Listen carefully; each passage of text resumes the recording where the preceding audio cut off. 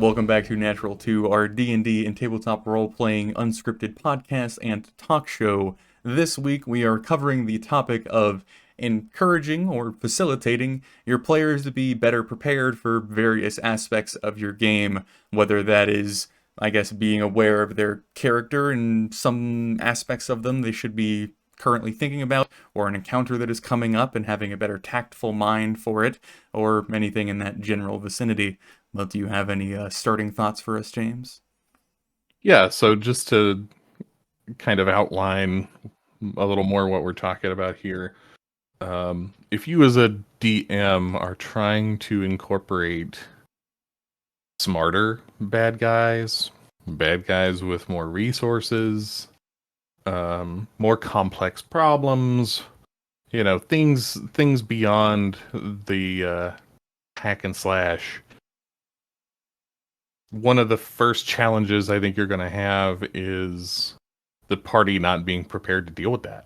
Mm-hmm. Some or all of the party might still be in this mode of, we're going to bang our faces against this and eventually it'll fall down.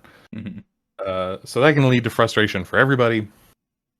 So this conversation is going to be about trying to plant those seeds, encourage the party, get them to think, get them to use the brain meats a little more, and actually have the preparation montages before they run into the bank and try to rob it.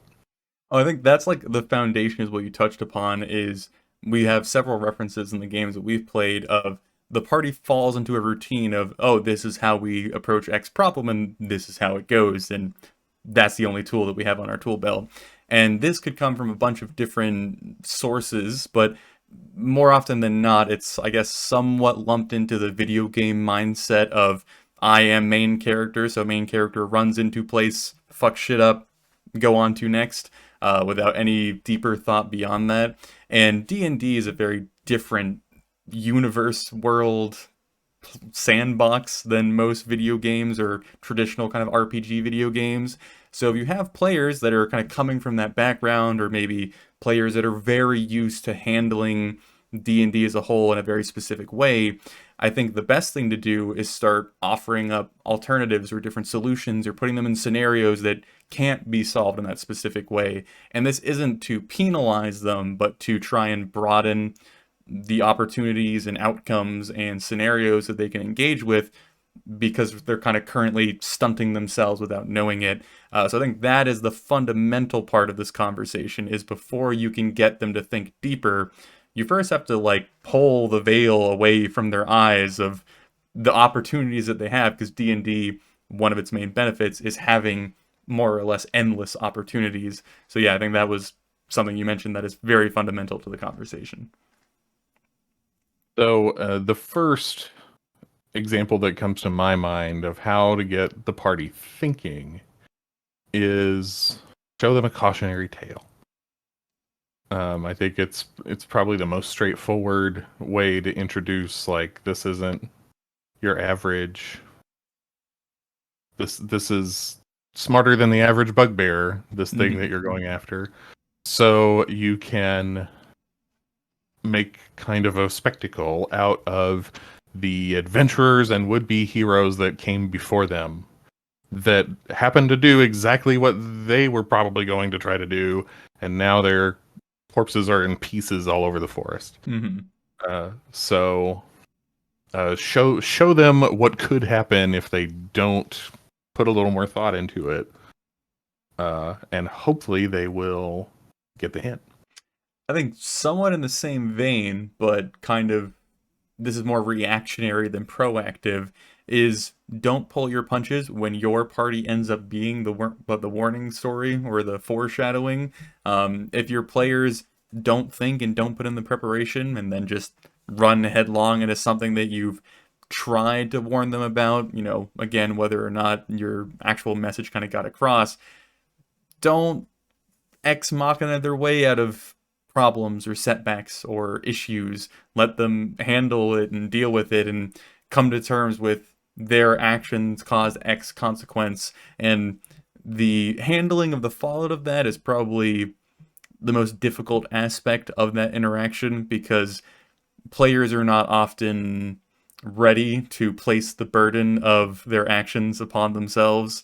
But that's kind of a much deeper and somewhat different discussion. But that would be another piece I would offer up is if you haven't provided that cautionary tale, let the party become the cautionary tale.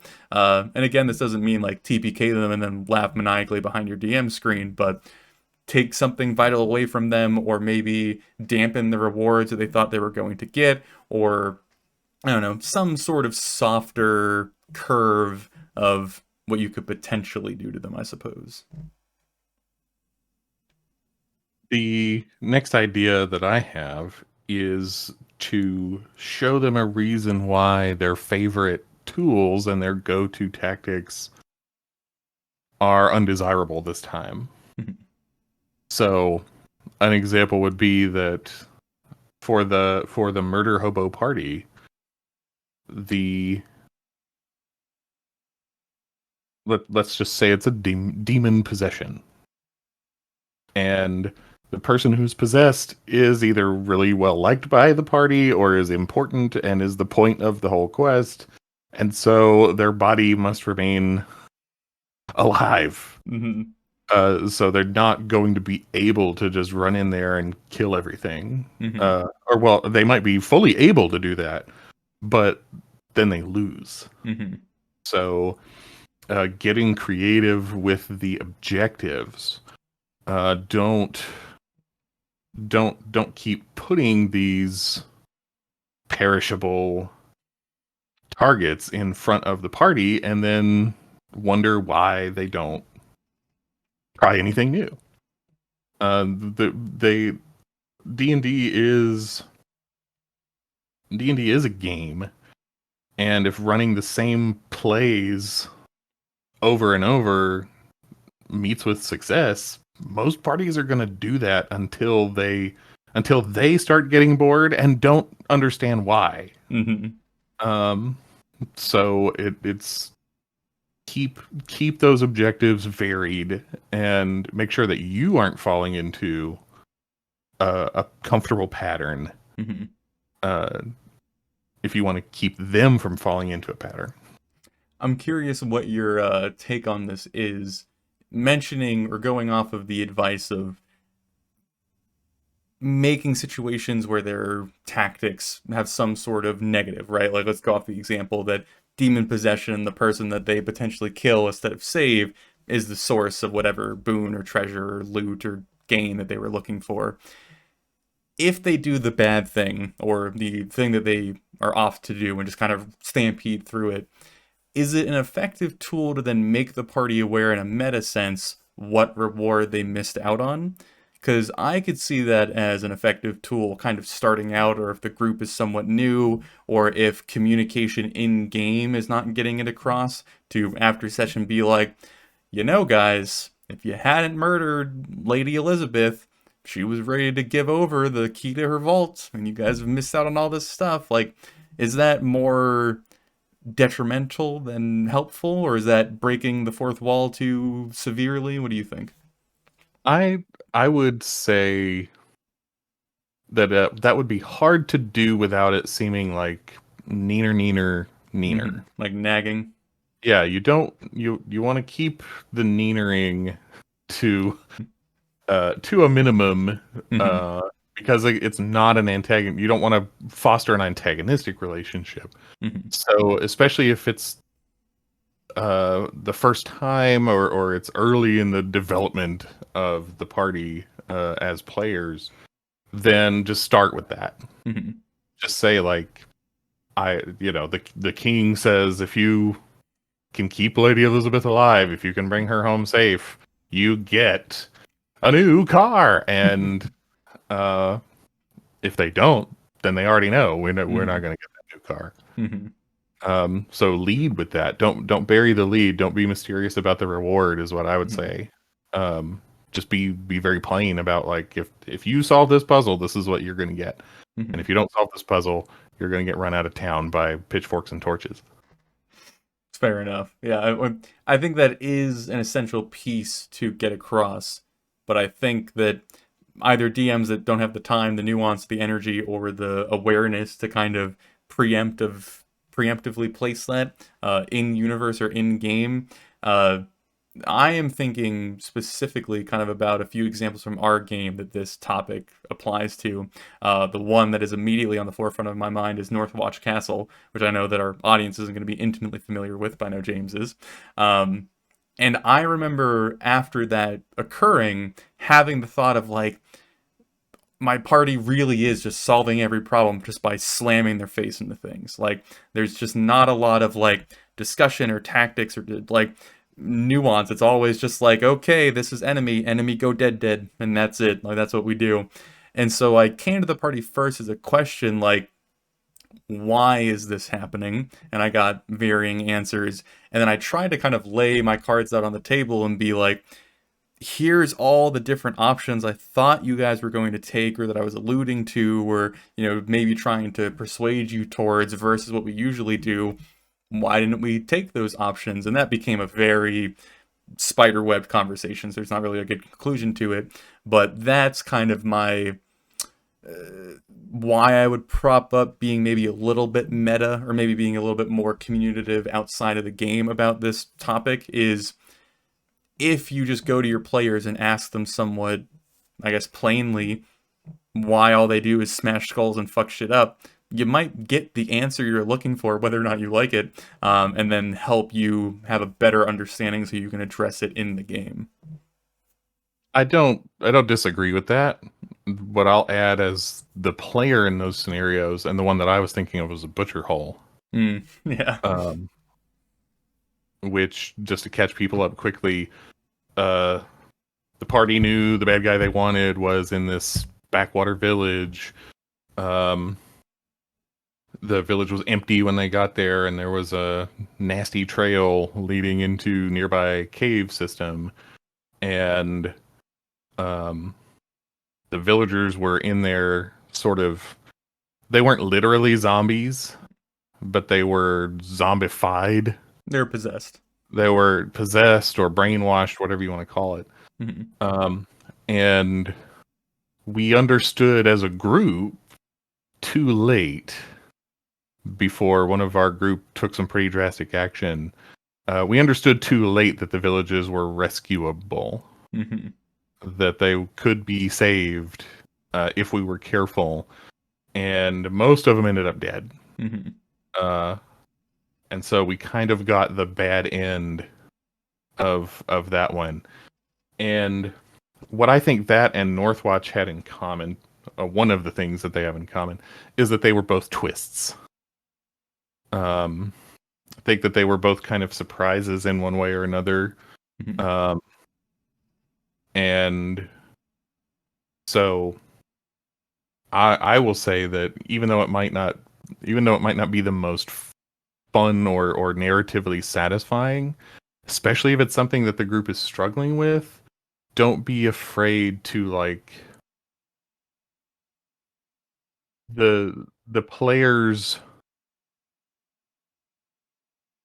don't give them too much credit for being clever or being able to pick up what you're putting down or read your signals. Mm-hmm.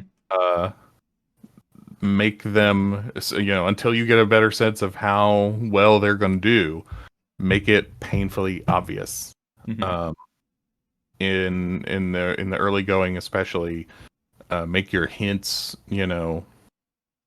pianos dropped on their head, so that that they at least understand that they have this other set of options.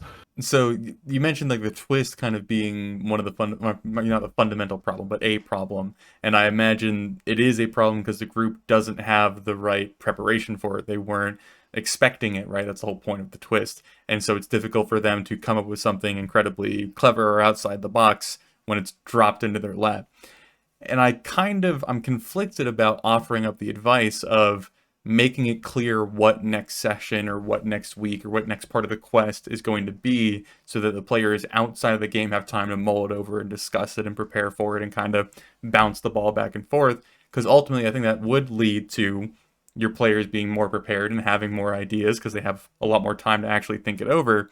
But it also, I would imagine, and I've seen it in our group in a few different places in our game, leads to the group having the most effective approach, which more or less often is a singular approach, or they try to force the approach to be, or I guess force the encounter to be fitting for their approach. So it's kind of a double-edged sword of giving your party a lot of leeway or lead time up to what they're about to encounter, because it allows them to prepare, which is good, but it also allows them to prepare, which could be potentially, I don't want to say problematic, but could throw a wrench in the plans of the DM. Well, considering the topic is how to get your party to prepare for things. Yeah. Well, yeah, this is my little like side note of your party being over prepared could be its own problem. So I think riding that line, it's one of those pieces of advice that I kind of hate relying back on. This is like it applies differently to every group. You got to read the room and know your players and all that, because that's just kind of a constant with anything in the D&D universe or tabletop role playing universe. But I think that is the case. Like there have been times that I've let our group like see the battle map or the dungeon leading up to what's about to occur, and then they know every single move they want to make. And then there's been times where again I drop a twist on you on that session and see how you react. And I wouldn't say one way is 100% better than the other. There are pros and cons, and just kind of understanding your players is the best way of handling that. The actual advice that I'll throw in, so that I'm not just rambling about what you should maybe not kind of sort of somewhat do. Um, More important than time preparation, I would say energy level preparation is a pretty essential thing for your group. One pitfall that we kind of fell into or fallen in and out of during our time as a group together is we'll all get on the Discord and we'll, wait for everyone to show up, and everyone, oh, how was your week? It's dog shit. Oh, okay. Oh, how was your week? I'm dying. Oh, well, okay. Let's play D&D, guys. And then everyone goes into the session dying and feeling like dog shit. So something I have tried to, and this has been successful sometimes, do before the session begins is kind of trying to get the appropriate energy going, whether that is tension, combat, seriousness, focus, or if it's brevity, lighthearted, celebration, fanfare, whatever we're about to jump into, kind of facilitating that energy level beforehand is effective, I've seen. So if that's something you think you would benefit from, that is a tool now in your tool belt. So there you go, I guess. I think in my opinion, it's a little easier to do in person around a table for some reason. Mm-hmm. But almost all the groups that I've been in have been pretty focused on like presentation or production value, so to speak, Mm-hmm. to the point of having not just combat music and not combat music, but this is the song for this fight, and this is the song for the romantic conversation between these characters, much like a movie soundtrack. Mm-hmm. And so in the run up to the session starting, as people are gathering around the table and getting settled, and maybe you're waiting for that last person to arrive, you could be playing music that is setting the mood. Mood music is important for more things besides whatever. Also, identifying a song as the theme song, like a TV show or a movie, it's the theme song for our campaign, Mm-hmm. and play it. And it's like the school bell. This is the session's about to start song. It's the hype mix. So, but also the sit down, Mm-hmm. get your pencil out, get ready to play, Mm-hmm. because when the song ends, the DM is starting. Mm-hmm. So if you're a group that's having trouble being prepared in real life out of character, that can be a way to hopefully encourage some of that focus. I will also say another tip that I'm taking from Matt Colville here. Love that guy. is find, as the DM, find a co-conspirator. Mm-hmm. If there's a person or persons in the party that you know can be cool, then you can enlist them to get the ball rolling in a particular direction. Mm-hmm. Um, it's between the two of you to decide like what that looks like exactly and what you're comfortable with, but it doesn't have to be a complete spoiler for that player or completely meta. It can be as simple as, taking them aside and saying, "Hey, next week, I think it's going to be big. It's kind of important to me, or I think it's going to be difficult. I'm doing a lot of preparation as the DM. Wink, wink." Just someone who's within the group that isn't you, that isn't the DM, because there is an architecture to that relationship that's a little different between the DM and the rest of the table. Someone who can go to the rest of the group and say, "Hey, I was thinking, what if we go buy a bunch of caltrops before we go here?" Whatever it is. Oh no, James, I've dropped my notes journal and there is a name circled in bold red Sharpie. Oh, could you please pick that up for me?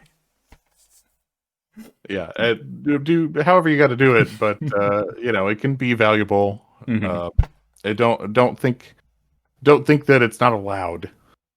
Let's Mm-hmm. say, like I always like to keep as much in character as possible, but the interesting things can be more likely to happen if you can get a wingman, Mm-hmm. um, that you can shine just a little bit of light under the door for them and say, there's something interesting here if you just take a little time.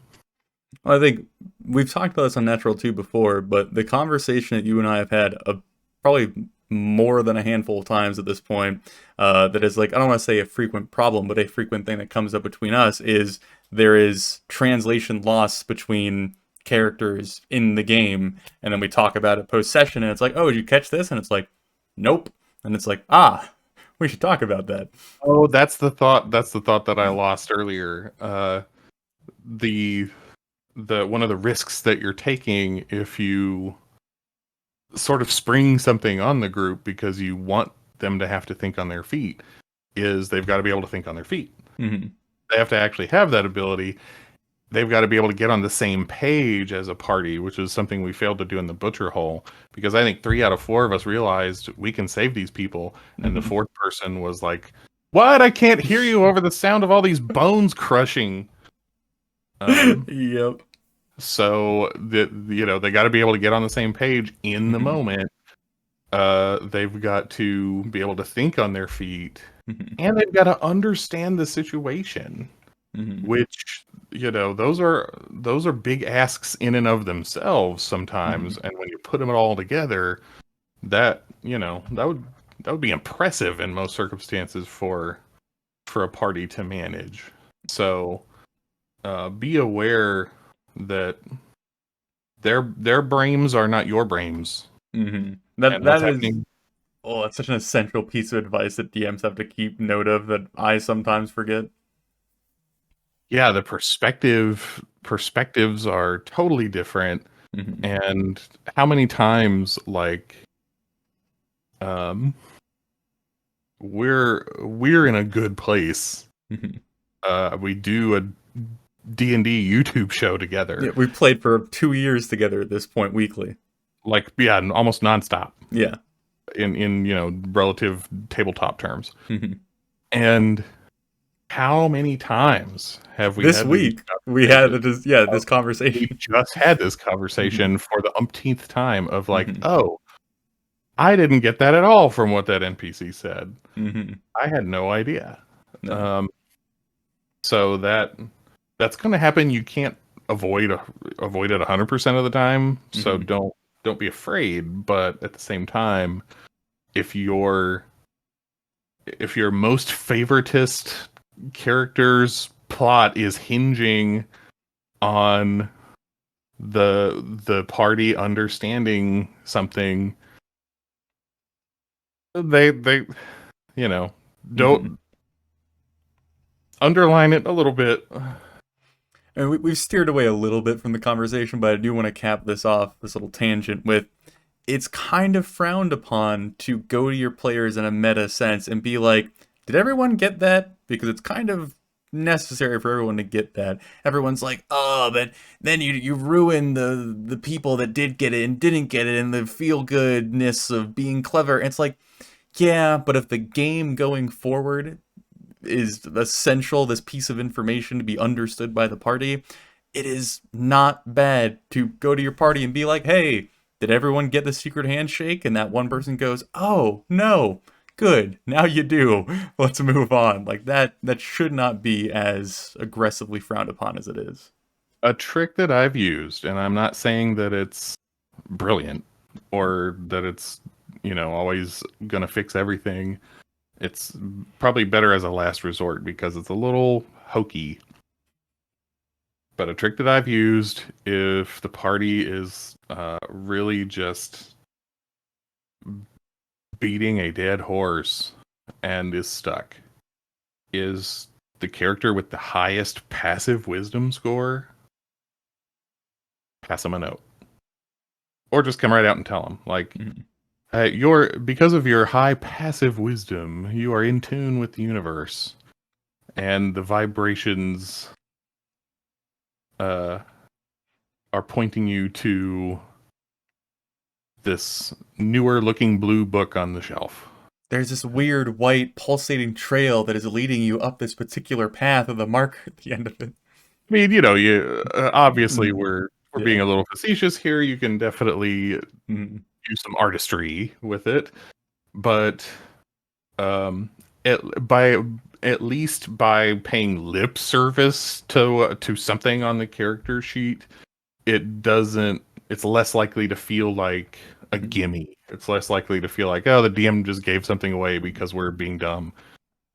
You're connecting it to something on the sheet. mm, If you really understand the character sheets, then you could go a layer deeper and say, oh, well, your background with the Harpers, you remember a way that they would leave hidden messages, and so you find it, mm, out of the corner of your eye, like whatever that needs to look like. mm.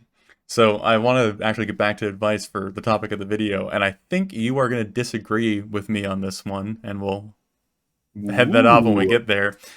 I think, honestly, and this is more of a DM perspective coming out because I haven't had a lot of experience even trying as a player.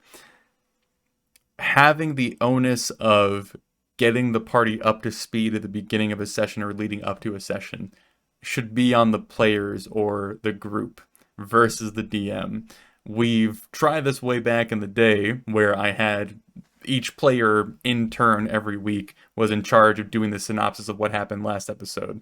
And it worked fairly well, but there were obviously some players who were like, oh, we're here, I think, and then we were there, and then like the synopsis just fell apart. And then you'd have players who were like, and then the third NPC we spoke to, his name was Gilius Robert III, his son being, and then the variations are rather drastic, which is somewhat problematic. But what I'm trying to get to is if you have the group as a collective be the last time on our D&D game, it allows everyone to get jogged about certain things, begin thinking about what's going on, remembering what their character was currently thinking of last time, going into what's coming up. And I wish it was a tool that our game used, but it has been vocalized that that is not your preference, so Nathan shall continue to do it. But I think it is a tool that most groups could benefit from. I agree. Ah, yes, son of a bitch. I don't disagree with that. And I think that all of our tips in this video are geared toward you as the DM trying to get the party on a track Mhm, that they will then stay on, mhm, not something that you're going to have to spoon feed them forever, hopefully. mhm, Your results may vary, but I think, yeah, ideally, that's that's an overall improvement for your group if you can swing it. I totally agree with that. Watch The out, other 3 players that I know watch our videos. You know what's coming now.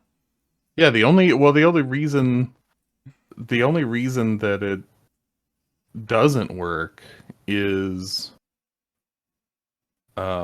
because of responsibilities in real life and things like that. Like, I don't think that our group has ever failed to do it out of laziness. Um, so I guess there would need to be a backup or a contingency of some kind. It's made more complicated by the fact that we record our sessions, and we're trying to keep up a basic floor of a standard. So it's not. No, yeah, it is a little bit more complicated with us, but I think there is room for that. Even like maybe before cameras begin rolling, having the party kind of do that, but then it leaves me just retreading ground. But that's kind of outside again the scope of the video. But the reason that I bring it up and the place that I have seen it be effective is in the second game I was running for a little bit. There was a player that was more or less like somewhat group elected to be like the note taker or the minute taker for each game, and every time we started up the session they had very detailed notes that we did this and then we did that and then we got this and then we went to there and et cetera, et cetera, et cetera.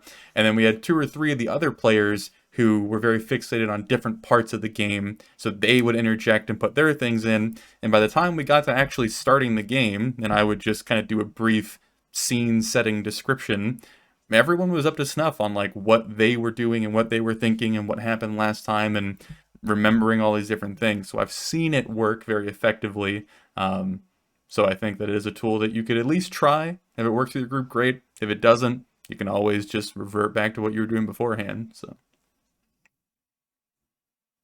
The there's a point that I didn't make a little earlier in the video when we were talking about trying to get people's energy levels up, and it had such stark results for our group when we were able to do it that I feel like I don't want to miss including it here. And that is having that hangout time.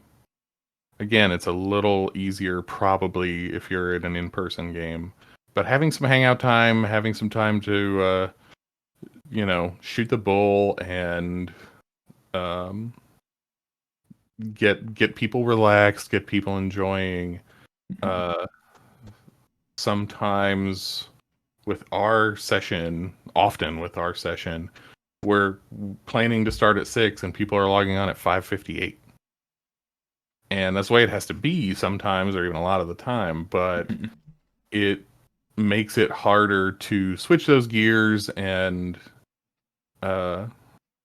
get in the right mindset. So if you can arrange for like 15 minutes, 20 minutes ahead of time for getting those cobwebs out, then I do think that you'll benefit. That's another tip in this video that not everybody's going to be able to use, but we've covered a lot of ground. yeah, no, I think that's really important. I'll provide a little bit of context that maybe isn't super necessary, but might be helpful to some.